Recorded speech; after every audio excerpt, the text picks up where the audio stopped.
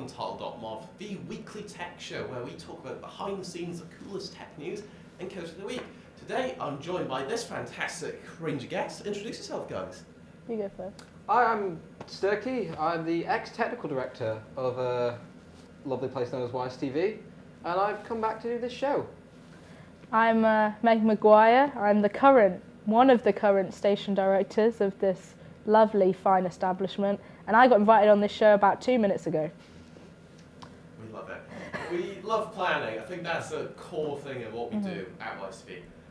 So I suppose talking about the first section then, because I know everyone wants to get into it, Codec of the Week. How exciting. Isn't it? Can anyone guess what Codec of the Week is? AV1. AV1? Meg, any guesses? Same. Yeah, that's a good choice. Well, Good actually, choice. it's not a codec this week. So it was fake. So you're It was lying a to us lie, already. But it was behind you the entire time. Whoa! Bloody Apple stuff, man. I quite like Apple. I think it gets a lot of slack. But everyone treats it like Marmite, love or hate. I get that. You know, there are Apple excel in certain areas, workflow, if you're all Apple, audio stuff. But as a vision engineer, I really can't. You're get not a fan. behind this. No, You're I not cannot. a fan of the Apple here. Well, HLS though, this came, well, made by Apple. It's probably the most common way to watch live video on a computer. It's really quite cool. It came back in I don't want to say actually when it was released because I can't remember. But what we can say about it is though, is it's quite a high latency thing in comparison to what we've talked about already, because we've previously talked about RTMP, which is quite a nice jazzy live stream protocol, is what we usually use. But HLS is how people usually watch. But there's about 10 seconds of latency, which is huge. Like, AV1. That's why you need AV1. well, it's irrelevant. But actually, you can play AV1 inside of HLS. Can you actually? I might need to look into that. I did not know that. That's Yeah. Completely changed your opinion there. It has a little bit. I've got a few spare Macs to do it. Because HLS does support quite a wide range of codecs. That might be interesting. You can even use it for ingesting, like YouTube supports it as an ingest, as an alternative to Oh. RTMP. So it's quite useful. especially with- Multifaceted. You- Multifaceted. Yeah, because RTMP is a bit limited by the codec support, whilst HLS is a bit more, well, I don't want to say more open because it is made by Apple. But yeah, I was going to say, yeah. But it might be worth a look into that. yeah. But no, it's really quite a good bit of protocol, but it has got competition though. MPEG Dash.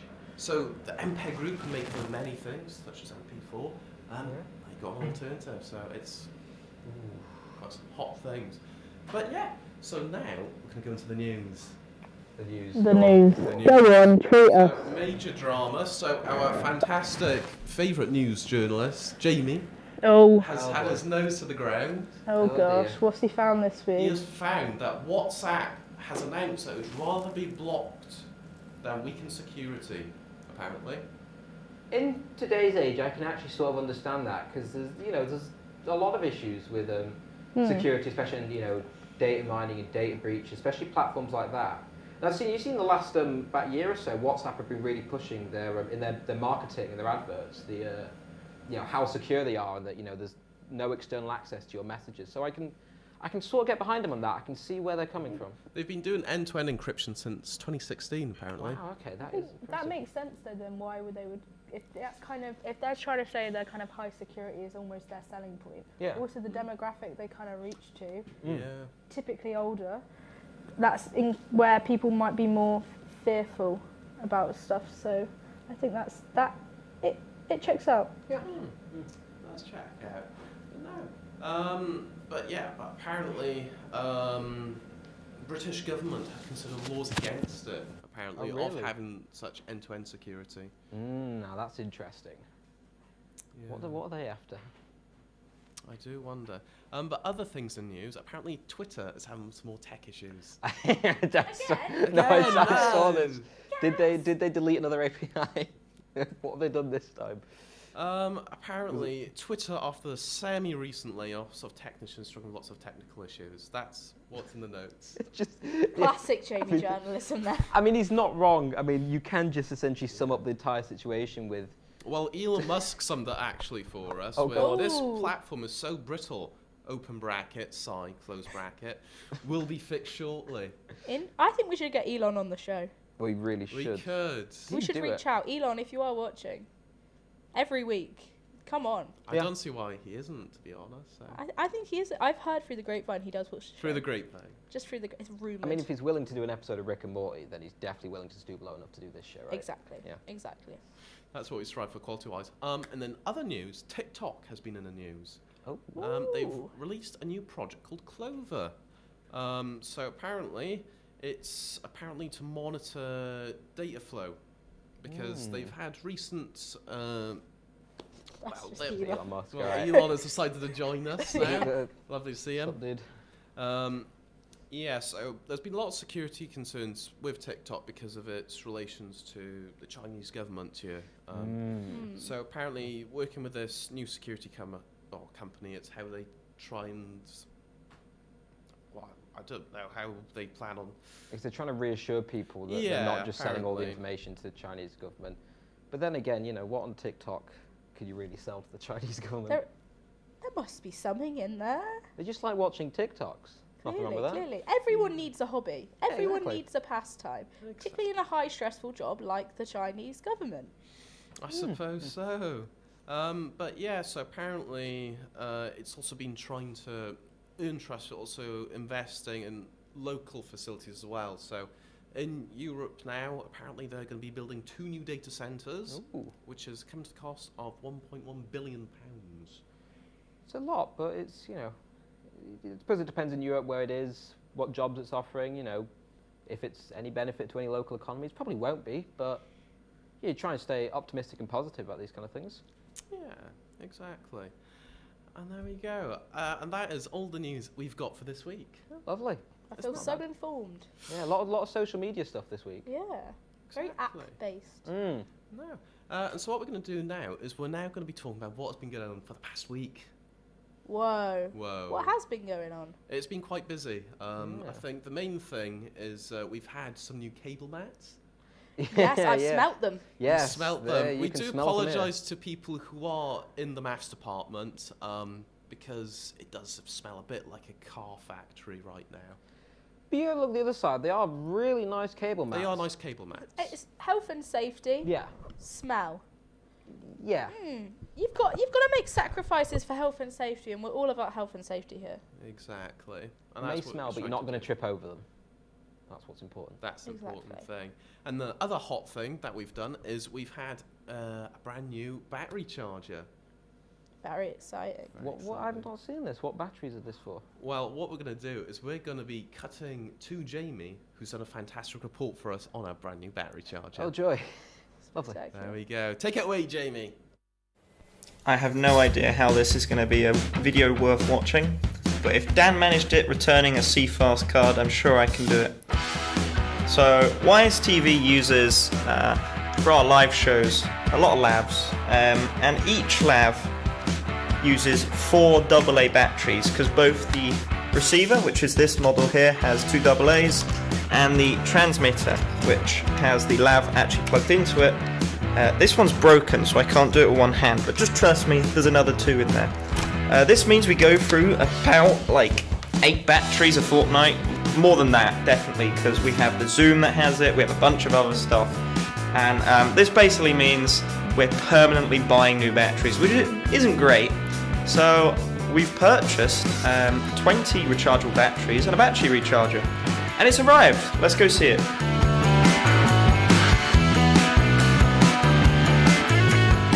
The problem with the front-facing camera on this phone is that the focusing, auto-focusing on it is terrible, which means I have to focus it manually, then lock it, which also locks the brightness adjustment. So all of these pictures are just going to look great.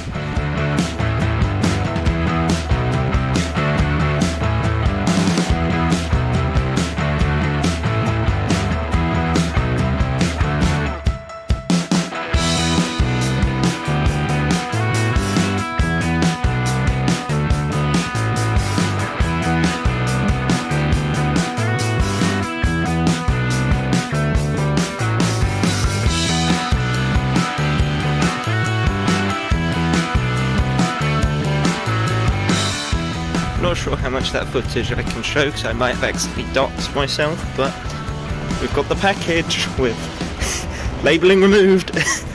Let's go take it back to the studio and see what's inside.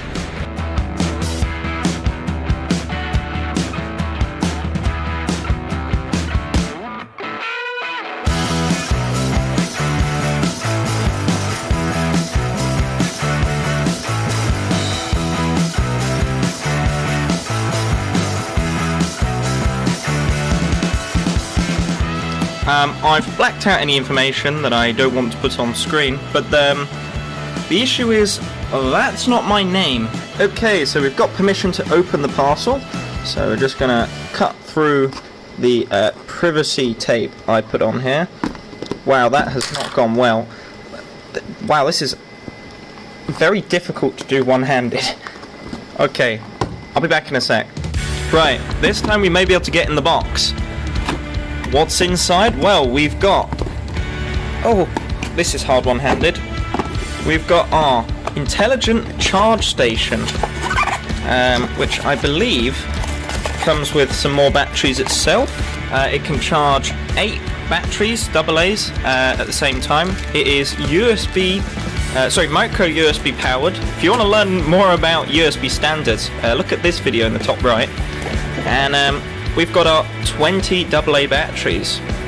I reckon we unpackage them and see if this thing works. Right, so I've prepared a little testing area for us to see how this thing works. So we've got the actual charger itself.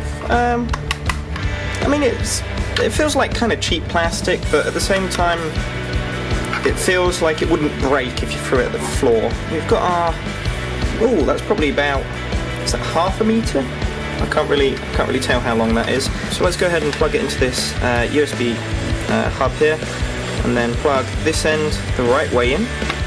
Ooh, so we've got some power indication LEDs. That's quite nice. Right, I've just gone and grabbed 8 batteries to plug into this thing.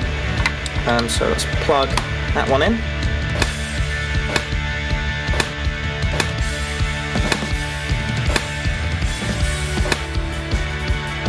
And I guess we'll know once they're charged, but you know, they're quite snug in there. It's charging them. We've got indication LEDs. I assume these will go green once they're charged.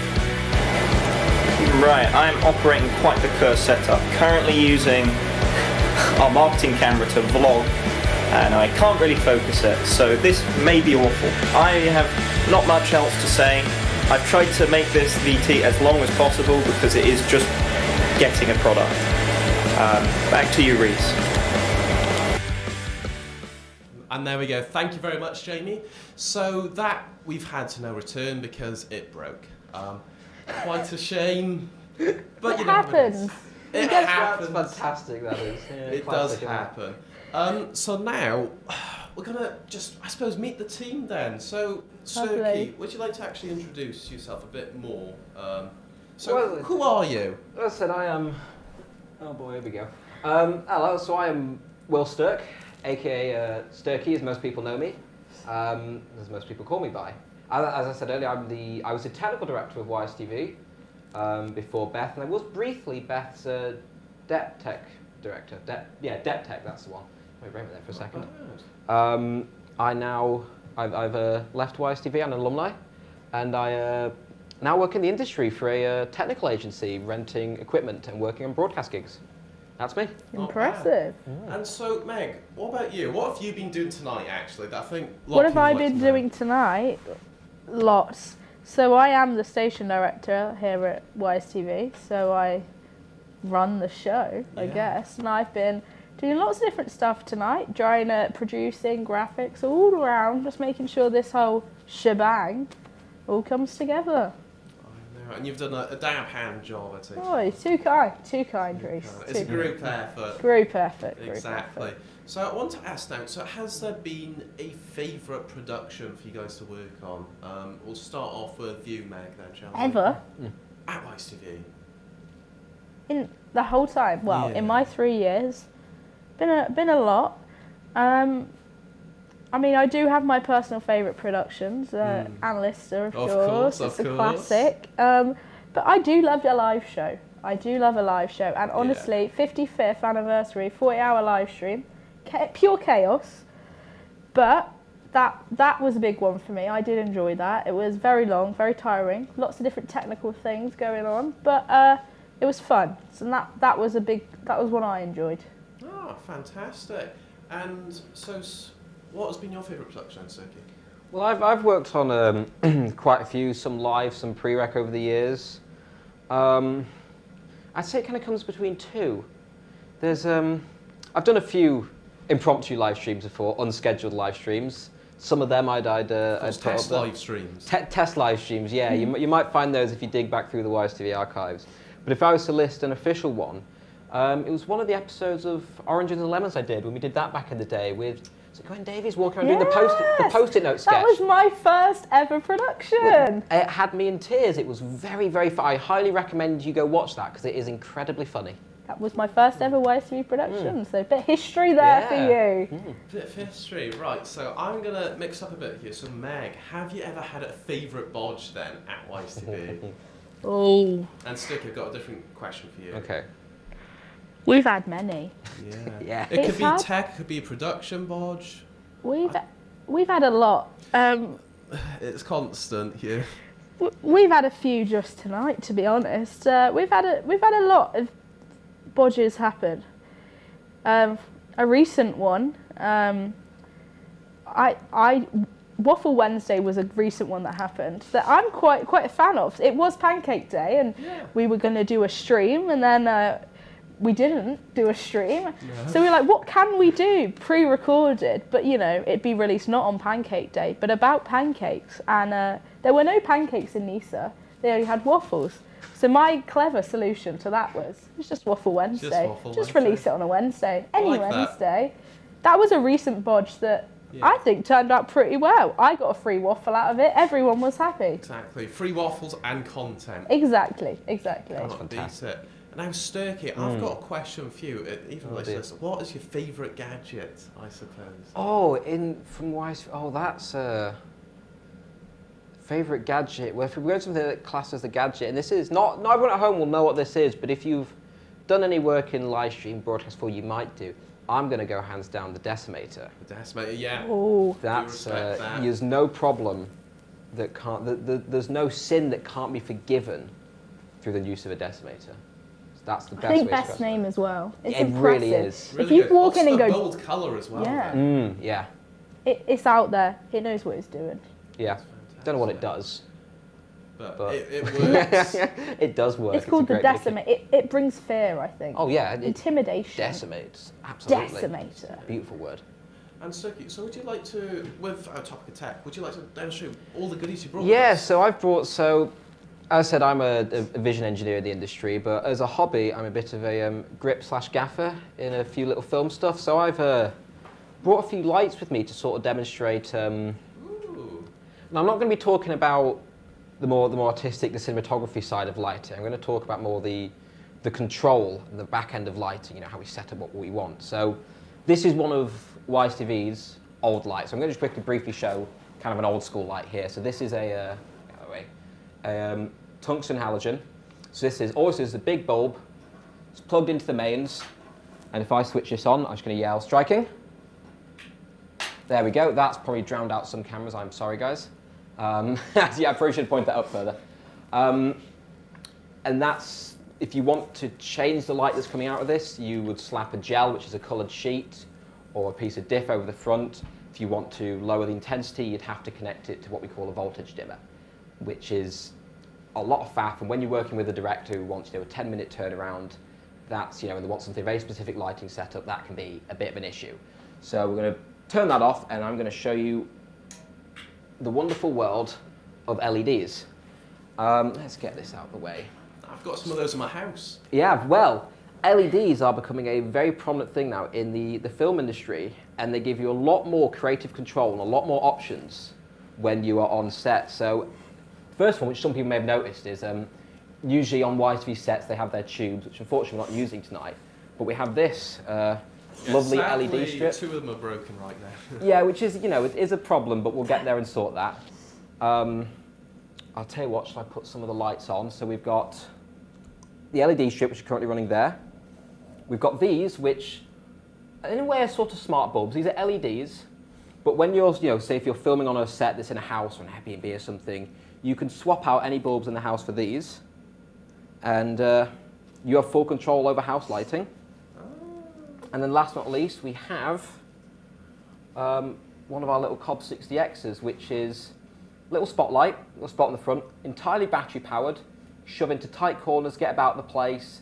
I recently used these on a student film the other day, and these were absolutely fantastic. So if I just, slightly. The other thing is these LEDs, some of you might know, are incredibly power efficient compared to stuff like this, which, with it being a halogen bulb, will draw an incredible amount of power. LEDs can, mimic the exact same light output for significantly less power, which at the end of the day is better, especially if you're working, in sets where power's limited, or if you want to work off of batteries. And the real beautiful thing is that they're all controlled via an app.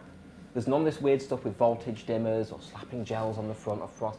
You can sit, the amount of sets I've done now where the gaffer, who people don't know is the headlighting guy essentially, no longer needs to run around, messing around with these. He can sit at the back of the set with his phone out, and he can control an entire set all through his phone. Doesn't have to get up, can sit there and be as lazy as he wants. He gets full control over everything. So there you go, and it's, that's the future, It's all LEDs. That's the way it's going. And Wise TV themselves, I believe, actually have a few of these, because these were all made by one company, Aperture or Amran. Yeah. Wise TV actually use quite a few of their lights themselves, I believe. We do. Some We shelves do. over there. They are classics, I will say. So handy. They come out literally every live stream. I believe Every I was the technical director who bought the first one. Well, there you go. Wow. So There's a reason, there clearly. you go. You So much handier. set a definition. Well, there we go. Thank you for letting us look at your fancy lights. So now we're just going to talk about what's upcoming. So we've got Fight Night tomorrow. Yes, we do. Which I think all of us are working on. Yes, exciting one. No, so it's going to be quite exciting as well. Also technically as well, because this is probably the most technical live stream we've done Yes, on it the Got wall. a certainly lot of is. goodies. A lot of goodies. Bought you some fancy kit, haven't we? Got some fancy kit.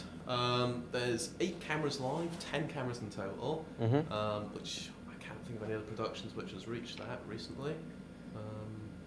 There's also going to be replay as well, which we've got a little controller for, so we're able to cut to the action. It's going to be absolutely great. And it should make our live highlights a lot more accessible, because previously it was not that accessible to do. And we're also doing a lot of audio as well, because we never particularly do audio well. So this is really, for those sound nerds out there, this is to you. We're stepping up our game. We're, for the real sound nerds, we are, I believe, for the first time Wise TV is using a system known as Dante, I believe. It's the first time Wise TV is doing. Which, if those who don't know, is audio. It's 32 channels of audio in 2 directions, done entirely over network, over Ethernet cables. So it takes what would be 32 to 64 cables and turns it to 1 cable, which is wonderful. We love that. It's spectacular. There we go. And I'm afraid that's all we've got time for this week.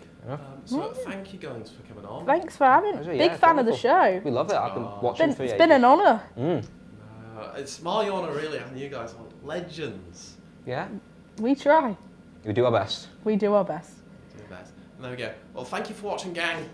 See you next week.